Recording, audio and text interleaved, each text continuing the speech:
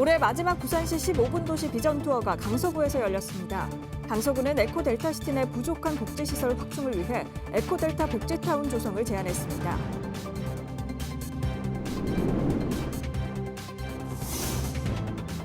부산시가 2025년 달라지는 제도와 시책을 발표했습니다. 시민들의 일상에 어떤 도움이 되는 제도가 있는지 정리해 알려드립니다.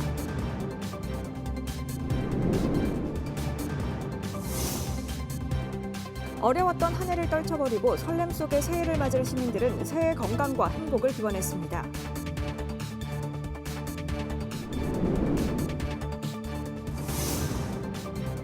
부산시는 2025년 정책 방향을 민생 안정과 지역 경제 활력에 초점을 맞추고 글로벌 허브 도시 도약을 위한 정책 추진의 속도를 높이기로 했습니다.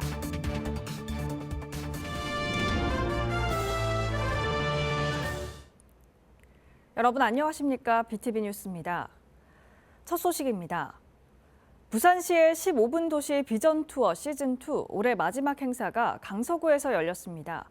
강서구는 이 자리에서 에코델타시티 복지타운 조성을 제안했는데요.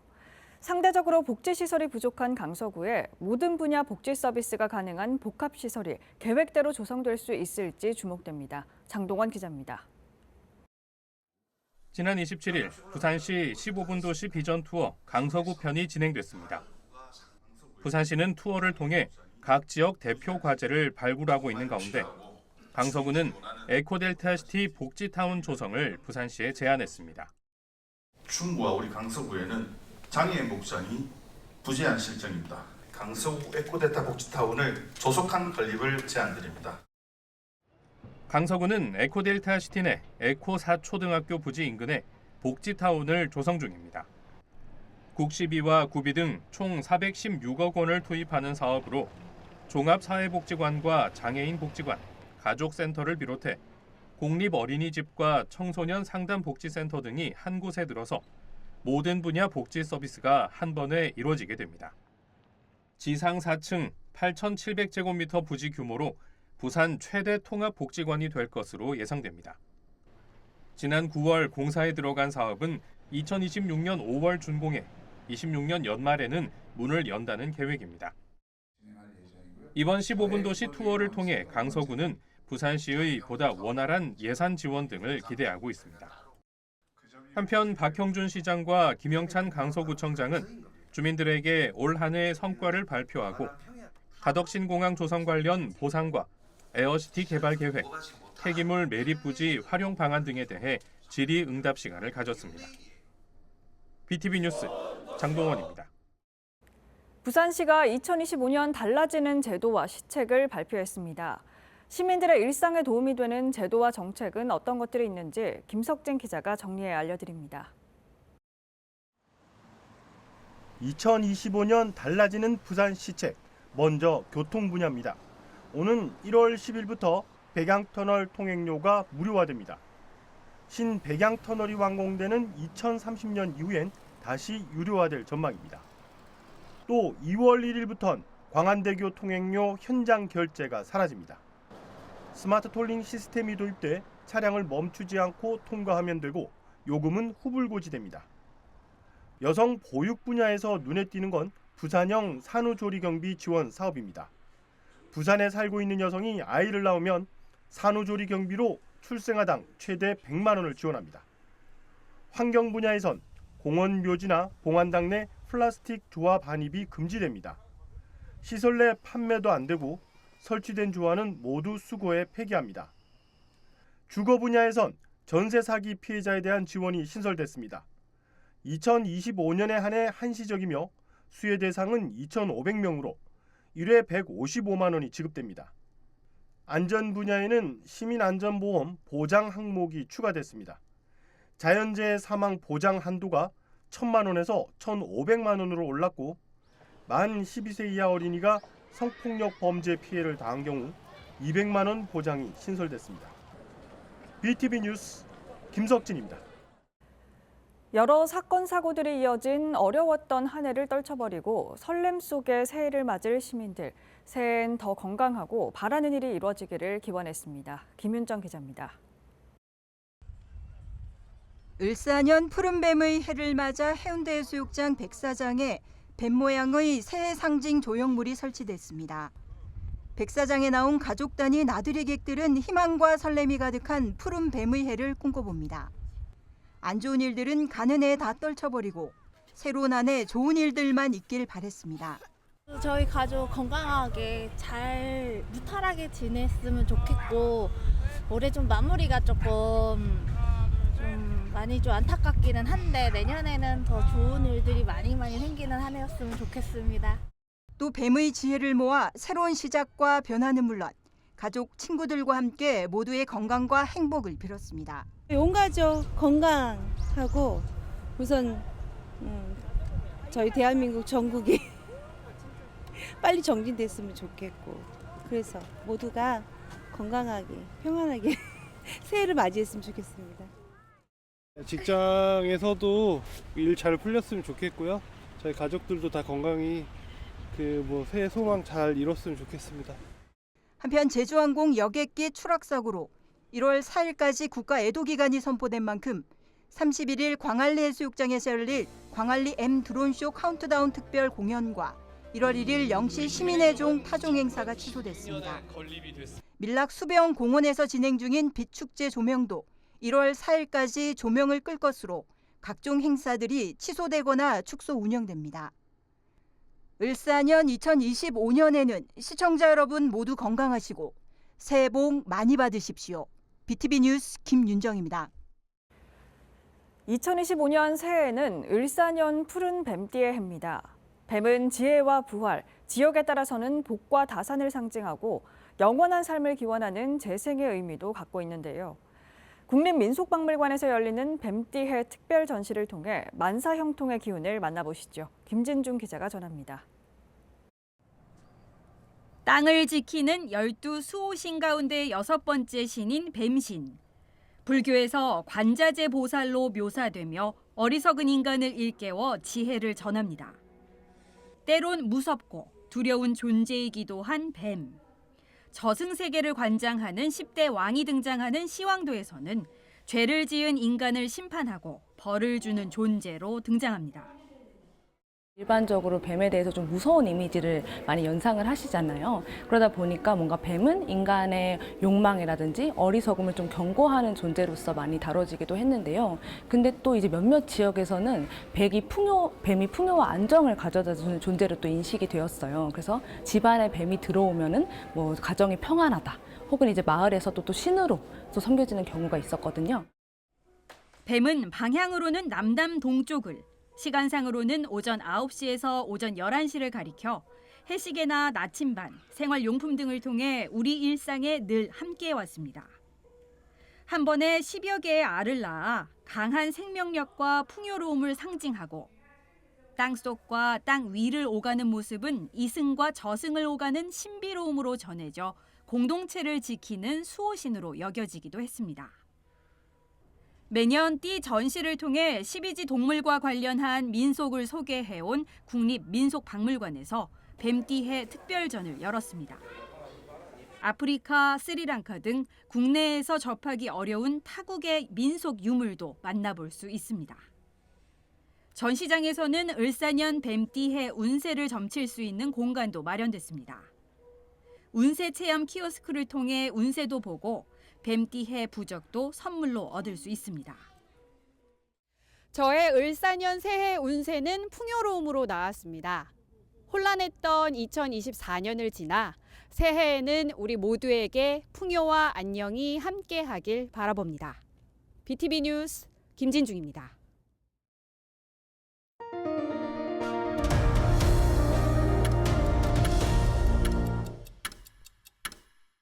부산시 재난심리회복지원센터는 지난 21일 재난 현장에서 구조 활동을 하고 있는 소방공무원과 가족을 대상으로 마음구호 프로그램을 진행했습니다. 센터는 재난 경험자들이 스트레스에서 벗어나 일상생활에 빨리 복귀하고 가족과의 응집력을 키울 수 있도록 심리상담 등 다양한 지원을 하고 있습니다. 전국 17개 시도 재난심리회복지원센터는 대한적십자사가 위탁 운영하고 있으며 재난을 직간접적으로 경험한 사람은 누구나 무료로 심리 상담을 받을 수 있습니다. 북구의회 김정방 의원과 김태식 의원이 지방의정 봉사상을 수상했습니다.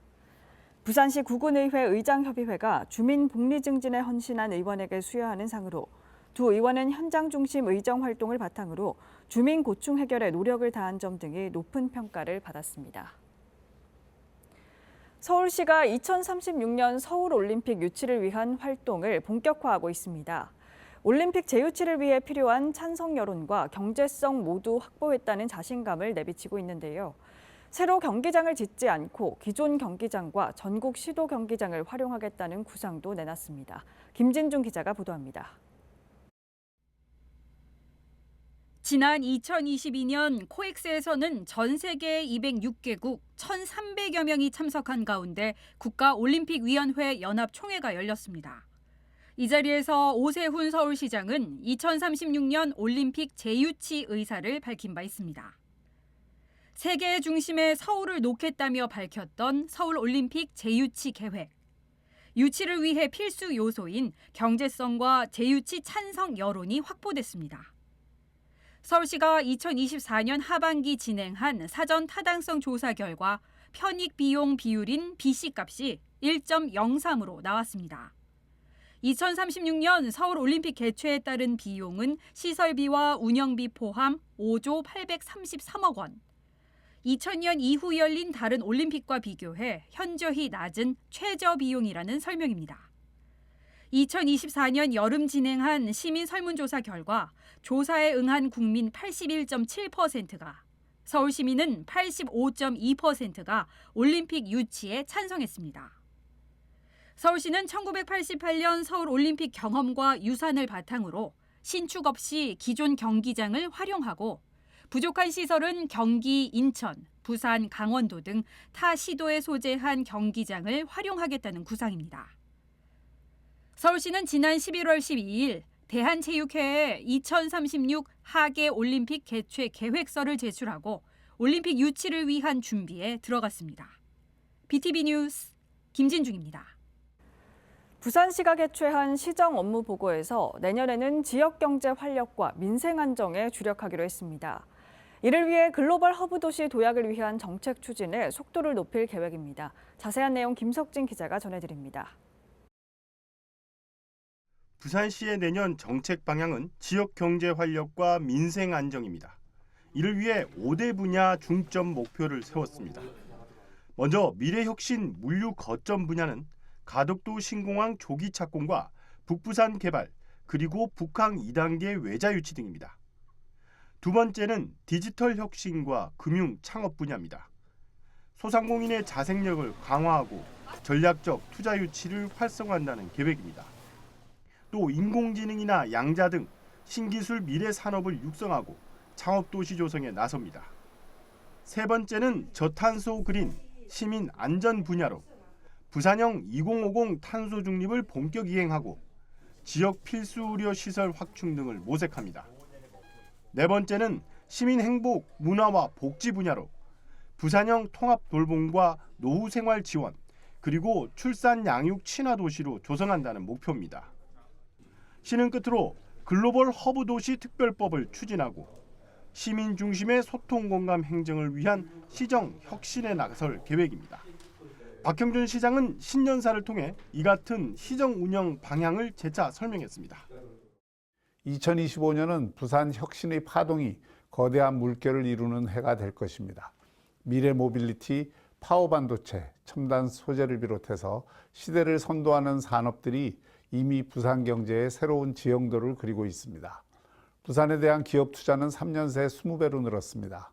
청년 고용률도 역대 최고치를 기록하며 부산은 청년들이 머물며 꿈을 꾸는 도시로 서서히 변화하고 있습니다. 시민 여러분께서도 새해에는 희망을 더 많이 얘기해 주십시오.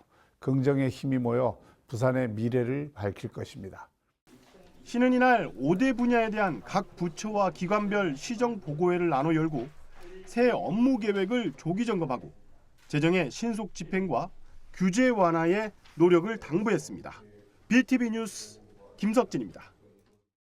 노로바이러스 환자가 급증하고 있습니다. 초봄까지 유행하는 바이러스라 환자는 계속해서 증가할 것으로 보이는데요.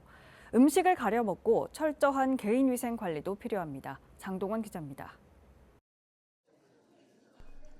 11월 중순으로 접어들면서부터 노로바이러스 감염증 환자가 크게 증가하고 있습니다.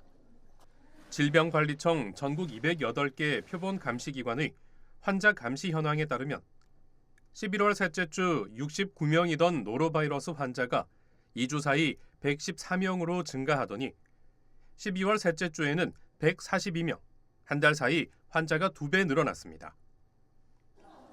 노로바이러스 환자는 1년 내내 발생하지만 겨울철에서 초봄까지 11월부터 4월 주로 발생하고 있습니다. 부산 지역 노로바이러스 환자 92%가 이 기간 집중된 것으로 파악됐습니다. 노로바이러스는 날 것을 먹거나 환자와의 접촉을 통해 감염됩니다. 노로바이러스는 잠복기가 짧아서 접촉을 했을 때 1, 2일 안으로 증상이 나타나는데 대부분 이제 50% 이상은 발열도 있고 그다음에 구토, 주로 이제 소아 같은 경우에는 구토가 주된 증상이고 성인 같은 경우에는 구토, 설사를 같이 동반하는 경우들이 많습니다. 보통 2, 3일 안에 회복되지만 65세 이상 고령자나 5세 미만 어린이 등 고위험군에서는 탈수 증상을 동반하기도 합니다. 노로바이러스는 예방 백신이 없어 각별한 주의가 필요합니다. 손 씻기 등 개인 위생을 철저히 하고 음식은 날 것은 피하고 흐르는 물에 잘 씻어 먹어야 합니다. 손 씻기 같은 개인 위생도 그 장염을 전파를 차단하는 데 도움이 됩니다.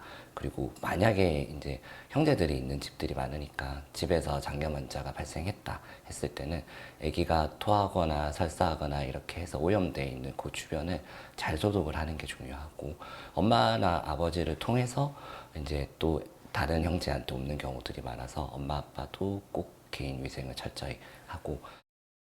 한편 부산시는 보육시설이나 학교에서 노로바이러스 환자 발생 시 2, 3일 등교를 제한하고 집에서는 환자와의 생활 공간을 구분하는 한편 식기 등을 따로 사용할 것을 당부하고 있습니다. BTV 뉴스 장동원입니다.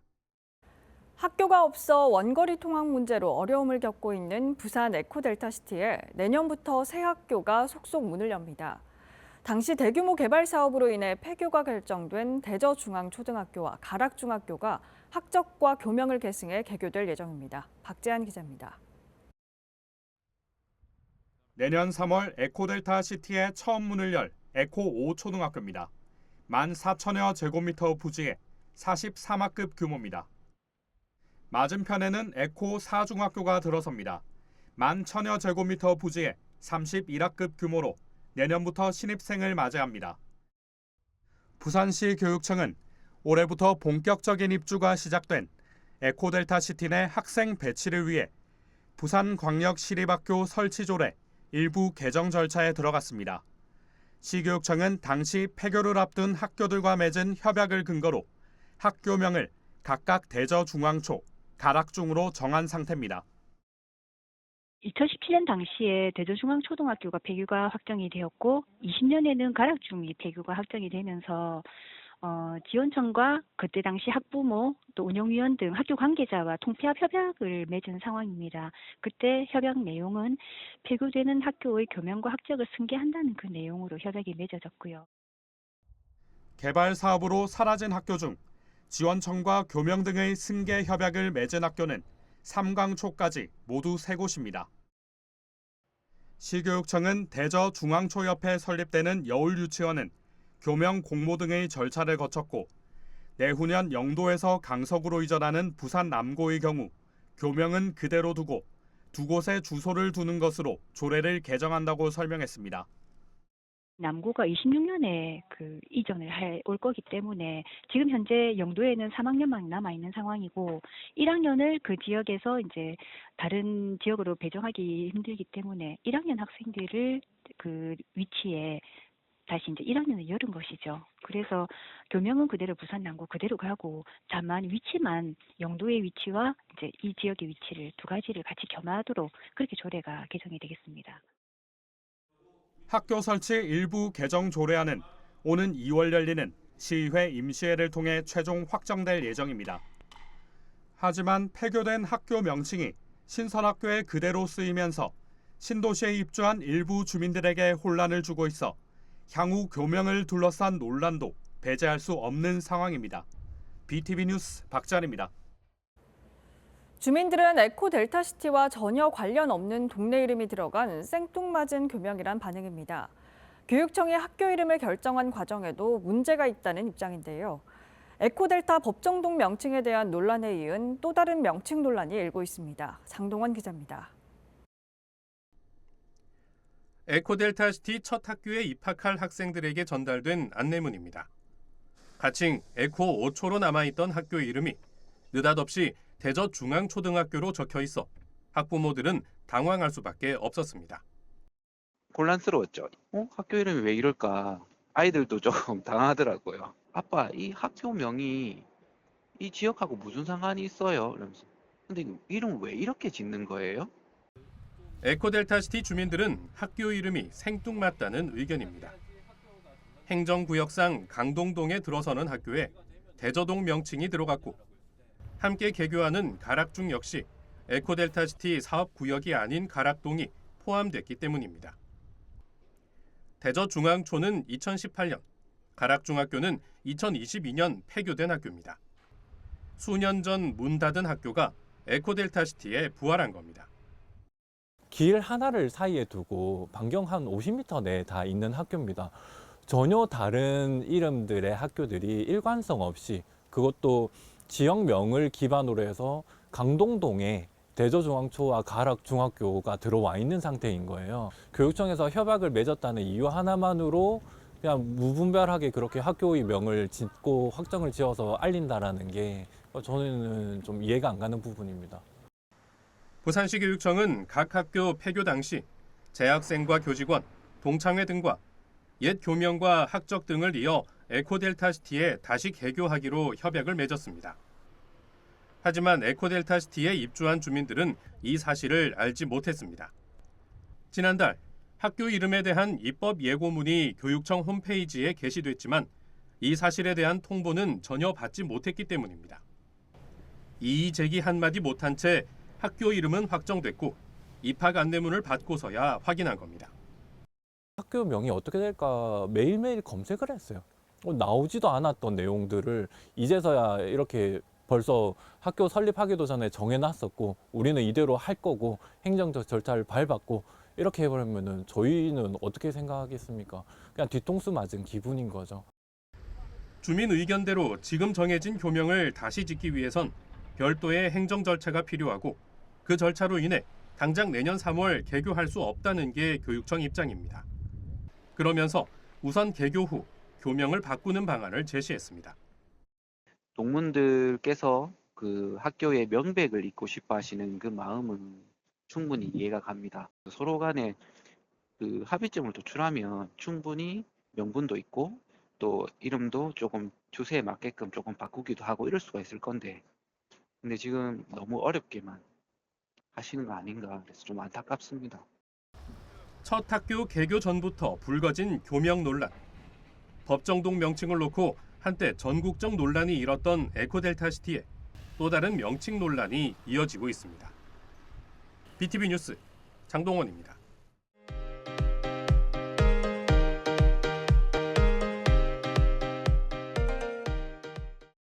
이상으로 BTV 뉴스를 마칩니다. 시청자에게 힘이 되는 뉴스로 다시 찾아뵙겠습니다. 고맙습니다.